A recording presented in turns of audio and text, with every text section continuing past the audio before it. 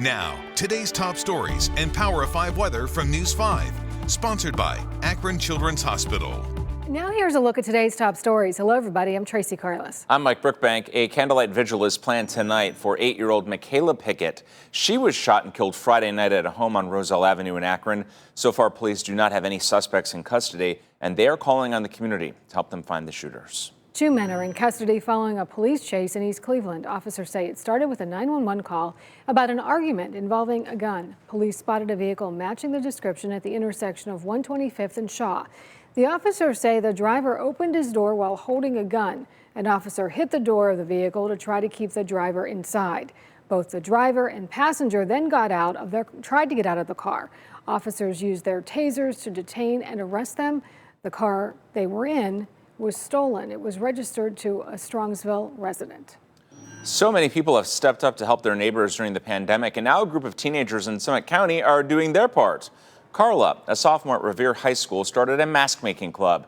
She says she got the idea when she saw a lot of patients at her father's doctor's office not wearing face coverings. She says it wasn't because they didn't want to, it was because they didn't have access to them. So she started sewing. Then she got 40 friends to join in.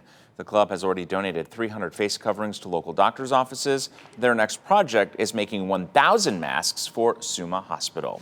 Now here's Ramisha with a check of your forecast. Things are looking pretty good. A little stormy earlier. Some of those strong storms during the early afternoon dumped some very heavy rain. In fact, radar estimating anywhere from 1 to close to 2 inches of rain up around Vermilion, Lorain, Elyria, and Westlake. But those storms have rolled out, and I think for tonight, it will be fairly quiet, mainly dry and pleasant. That slightly cooler air getting filtered in behind that latest cold front. We dip to 62 degrees for tonight. We'll only climb to the upper 70s for tomorrow afternoon. So a hint of fall in the air and just a slim shot at 1 or 2 storms tomorrow afternoon, mainly for our eastern areas.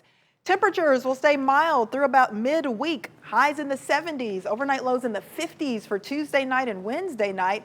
Then here comes the heat creeping back in by the end of the week with more storms possible next weekend. Sponsored by Akron Children's Hospital.